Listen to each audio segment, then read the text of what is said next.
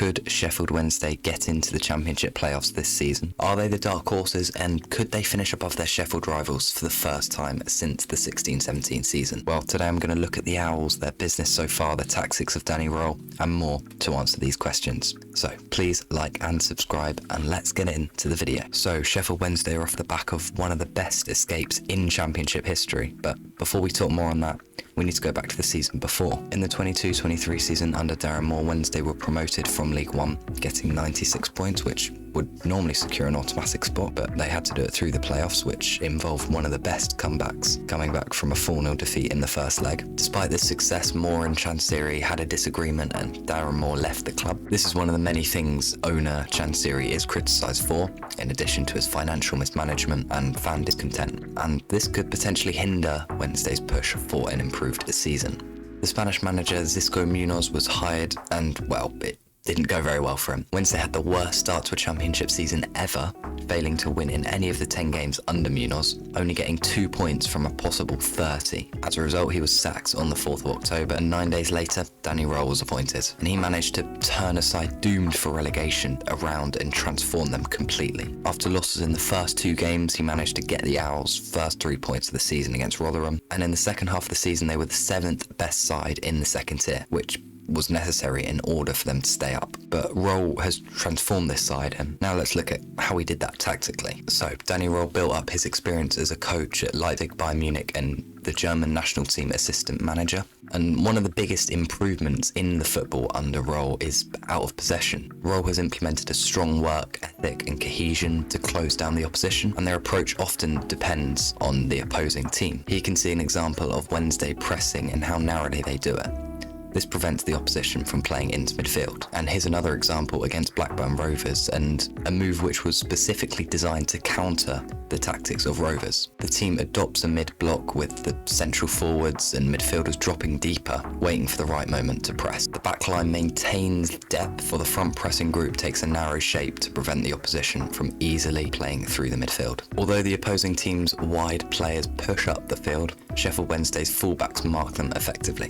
And then in contrast, when they played Leicester, Röhl showed his tactical flexibility. Unlike before, the midfield is less narrow but still positioned high up the pitch. Although initially less aggressive, the team is strategically waiting for Leicester to make a move, with their marking and positioning complicating Leicester's play. The team's aggression intensifies in response to specific triggers, such as Leicester's passing around the back, demonstrating Röhl's adaptable and reactive tactics. In terms of attacking transition, under Röhl, the Owls have shown much greater attacking intensity. Although they were only 23rd ranked for goals per game last season, they hugely improved in front of goal.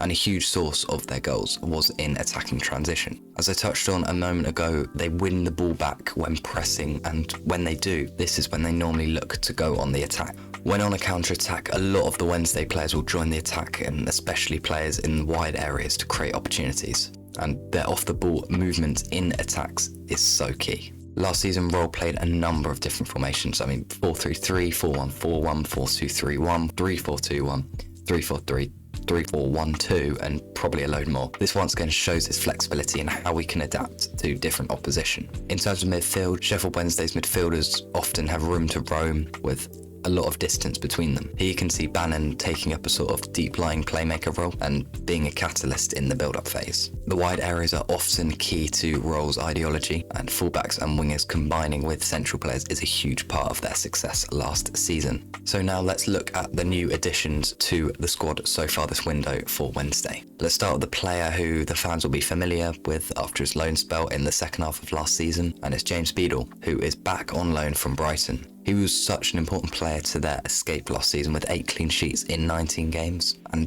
some decent numbers, 53 saves, 68.8% save percentage, and maybe his distribution could be a slight flaw, but overall a good, decent keeper. He's not the only keeper to join the squad. Ben Hamer, on a free from Watford, has also joined, and he's expected to be a backup to Beadle. He's got lots of championship experience and a solid backup. Next, English striker Charlie McNeil has been signed on a free from Manchester United. This 20-year-old did get 29 goals and 9 assists in 35 games in the under-18 Premier League and reportedly scored over 600 goals at youth level. In the 22-23 season, he was loaned to Newport in League 2 in the second half of the season, getting 2 goals and 1 assist, and the following season loaned to Stevenage in League 1 and scored 1 goal in 3 games, but after a lack of game time, Man United recalled him in January. So the numbers, especially in the last few seasons, aren't very good. He is a decent striker, but whether he can be the man to lead the line, I doubt. Swedish attacking midfielder Svante Ingelsson has also joined on a free transfer, but I don't know if I'm saying that right, probably not. The 26-year-old has spent the last 3 seasons at German side Hansa Rostock in the German second division, who were relegated last season. With Hansa Rostock, Ingelsson got 3 goals and 15 assists in 114 matches, and his height at 6'2" can provide an aerial advantage. Last season he averaged 1.5 chances created per 90.